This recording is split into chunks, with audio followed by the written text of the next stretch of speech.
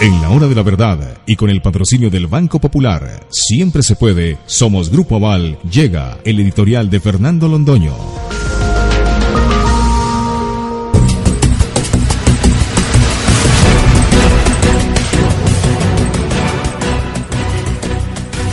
Las encuestas de opinión se equivocan muchas veces. Las encuestas sobre los mercados se equivocan muy pocas veces. Si fuera de otro modo, no existirían. Las encuestas de opinión se pueden dar el lujo de fallar y no les pasa mayor cosa. Alguien vuelve a contratarlas, porque ese alguien es un medio de comunicación que en parte está viviendo de la expectativa que desarrollan las encuestas a su alrededor.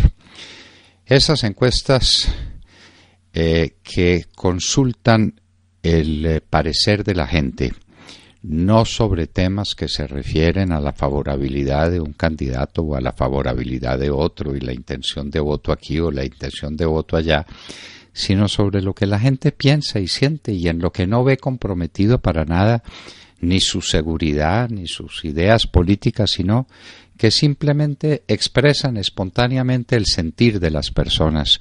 Son encuestas muy confiables, sobre todo cuando se hacen regularmente, cuando tienen la misma metodología y cuando, por supuesto, están hechas por figuras de la industria encuestadora eminentemente respetables, como es el caso de Jan Haas, que queremos resaltarlo ahora, en este momento, porque está demostrando lo que la gente siente y cree, confirmando con ese parecer puramente espontáneo, que es al mismo tiempo genuino, cuál es la opinión de los colombianos en frente de su circunstancia y en frente del gobierno y de las instituciones que lo representan de algún modo.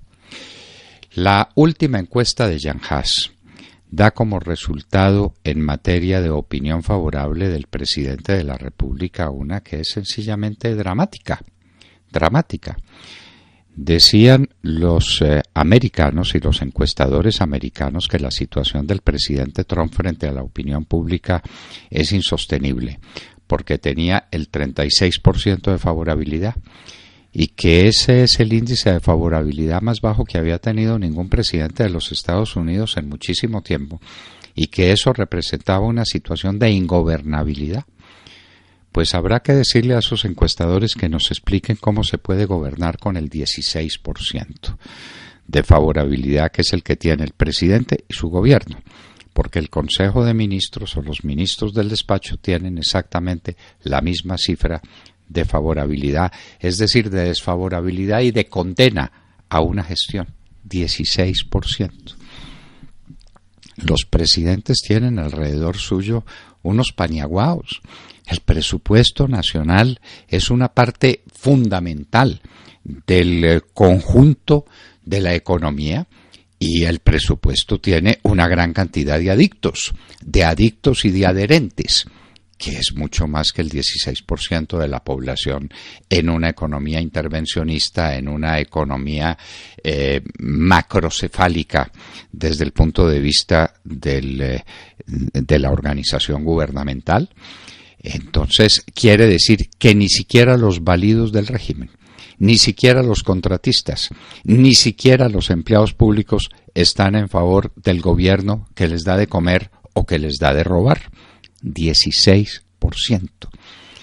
Si el gobierno es un plebiscito continuado y es un plebiscito diario, no cabe duda ninguna de que el país ha destituido desde hace mucho tiempo a Juan Manuel Santos, pero ya ha llegado a unos límites tales en que uno se pregunta, ¿este hombre cómo trata de gobernar?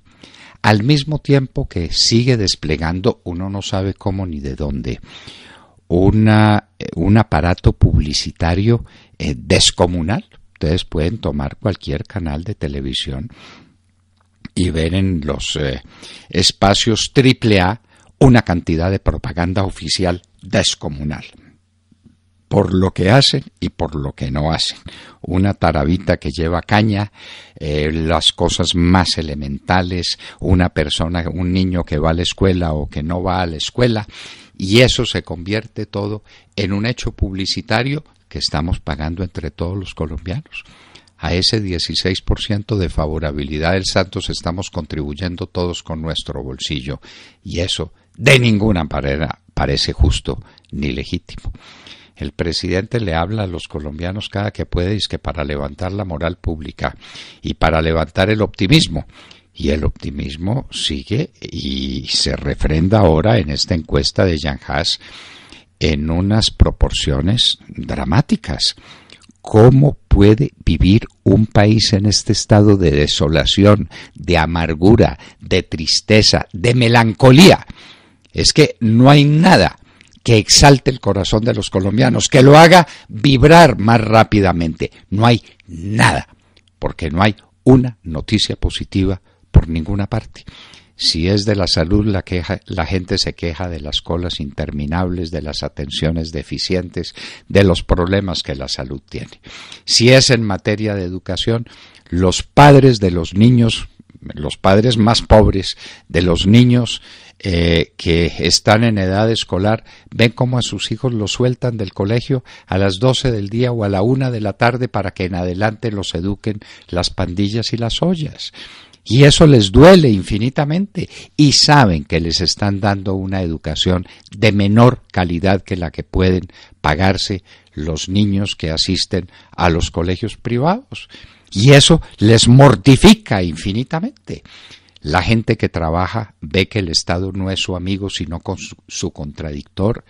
La gente que paga en la tienda o que paga en el mercado recuerda todos los días el 19% de IVA, y ahí se lo ponen, y ahí se da cuenta de las exacciones que el Estado representa para unas economías privadas que no dan más. Ahora se empieza a discutir el tema del salario mínimo, y estamos de acuerdo con los que dicen no podemos poner un salario mínimo que conduzca a una tasa mayor de desempleo, porque el desempleo, y especialmente lo que se llama el empleo informal, que es una manera encubierta de desempleo, anda galopante sobre la economía colombiana. Aquí no hay empleo pleno sino en las zonas apartadas del país debido a la coca, debido al crimen. Aquí lo único que paga es el crimen. Volvamos al salario mínimo.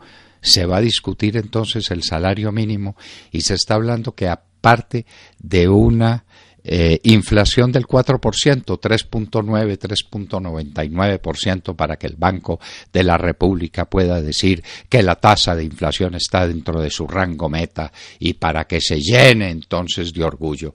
4% de inflación. ¿A qué se debe que la inflación sea baja? ¿Se debe la inflación a medidas tomadas por el Banco de la República, o la inflación está reflejando el hambre de la gente?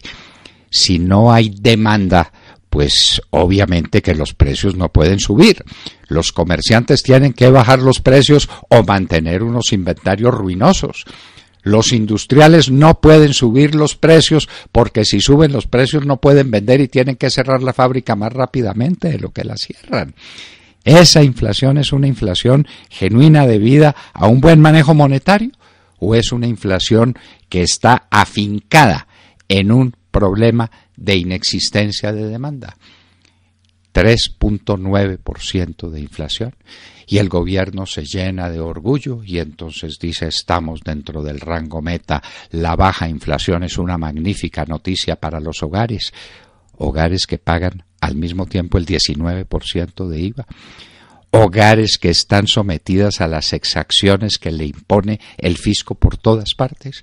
Ahora, este mes de diciembre, todos están viendo con horror el aumento en los precios de la gasolina y en los precios del ACPM, que influyen desde luego en toda la cadena de los precios del país.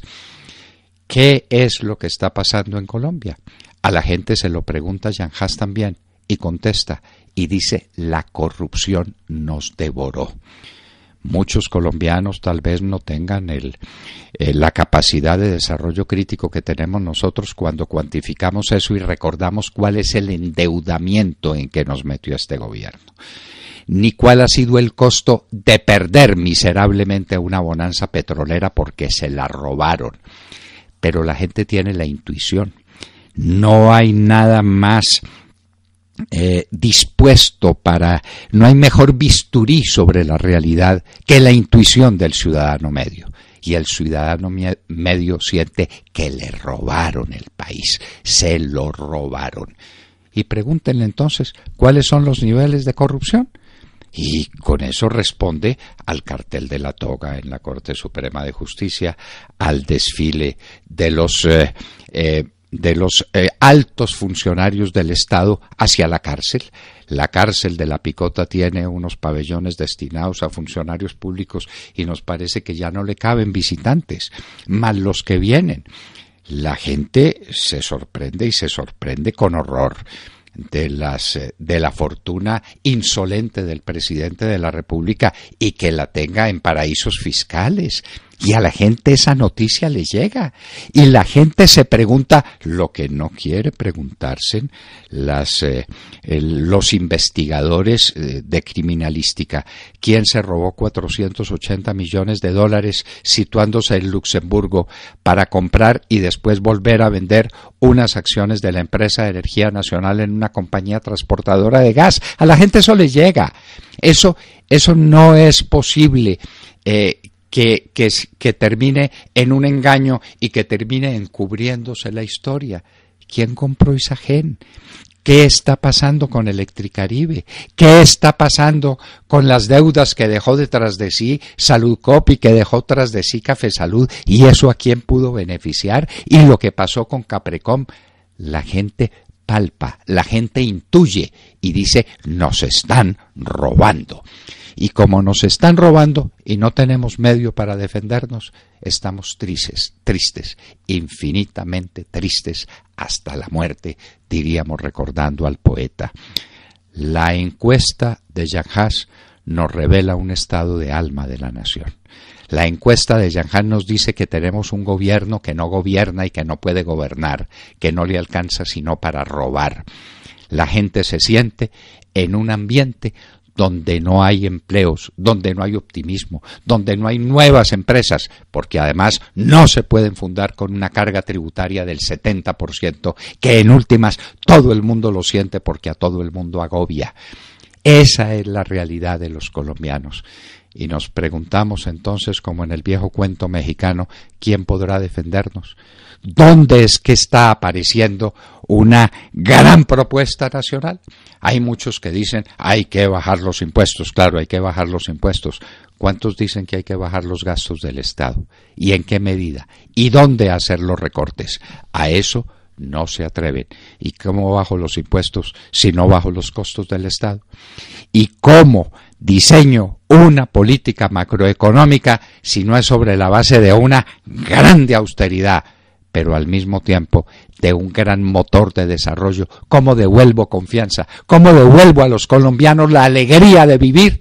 Que es lo que hemos perdido y es lo que dicen los encuestadores. A los colombianos todo se les robaron estos miembros de la mesa y el presidente Santos. Inclusive les robaron, ¡qué dolor!, la alegría de vivir.